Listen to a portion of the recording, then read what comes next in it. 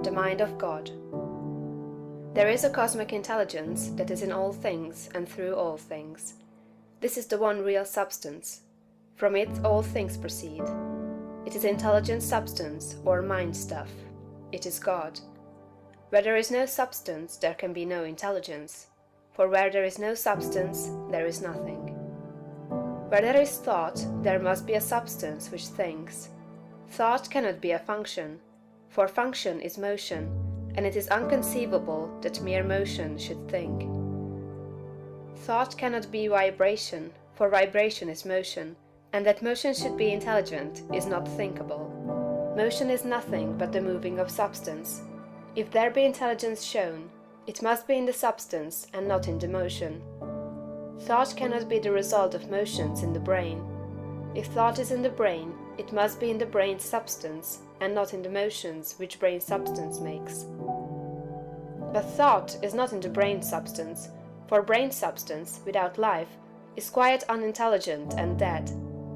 Thought is in the life principle that animates the brain, in the spirit substance, which is the real man. The brain does not think. The man thinks and expresses his thought through the brain. There is a spirit substance that thinks. Just as the spirit substance of man permeates his body, and thinks and knows in the body, so the original spirit substance, God, permeates all nature and thinks and knows in nature. Nature is as intelligent as man, and knows more than man. Nature knows all things.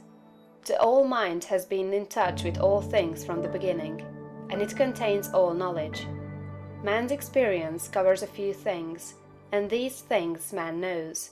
But God's experience covers all the things that have happened since the creation, from the wreck of a planet or the passing of a comet to the fall of a sparrow. All that is and all that has been are present in the intelligence that is wrapped about us and enfolds us and presses upon us from every side. All the encyclopedias men have written are but trivial affairs compared to the vast knowledge held by the mind in which men live, move, and have their being. The truth men perceive by inspiration are thoughts held in this mind. If they were not thoughts, man could not perceive them, for they would have no existence, and they could not exist as thoughts unless there is a mind for them to exist in, and the mind can be nothing else than a substance which thinks. Man is a thinking substance, a portion of the cosmic substance. But man is limited, while the cosmic intelligence from which he sprang, which Jesus calls the Father, is unlimited. All intelligence, power, and force comes from the Father. Jesus recognized this and stated it very plainly. Over and over again, he ascribed all his wisdom and power to his unity with the Father and to his perceiving the thoughts of God. My Father and I are one. This was the foundation of his knowledge and power. He showed the people the necessity of becoming spiritually awakened, of hearing his voice and becoming like him.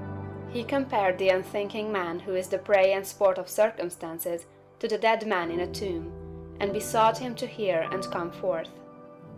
God is spirit, he said. Be born again, become spiritually awake, and you may see his kingdom. Hear my voice, see what I am and what I do, and come forth and live. The words I speak are spirit and life. Accept them, and they will cause a well of water to spring up within you. Then you will have life within yourself.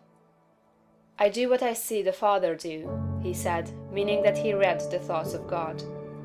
The Father shows all things to the Son. If any man has the will to do the will of God, he shall know truth. My teaching is not my own, but his that sent me. You shall know the truth, and the truth shall make you free. The Spirit shall guide you into all truth.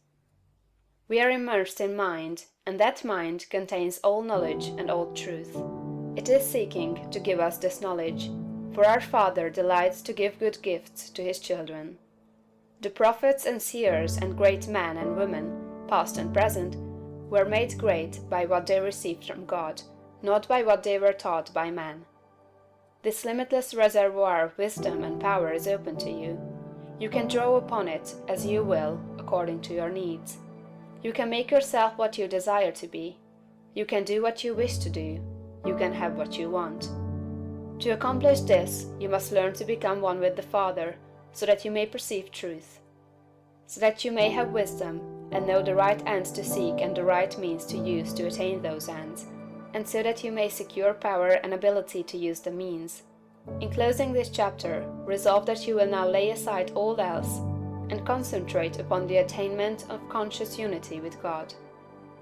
Oh, when I am safe in my still-won home, I tread on the pride of Greece and Rome, and when I am stretched beneath the pines, where the evening star so wholly shines, I laugh at the lore and pride of man, at the sophist schools and the learned clan, for what are they in all their high conceit, when man in the bush with God may meet? End of chapter 4.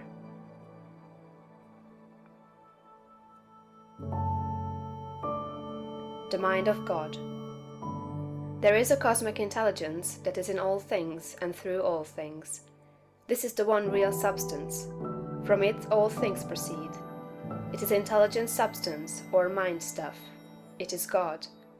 Where there is no substance, there can be no intelligence, for where there is no substance, there is nothing. Where there is thought,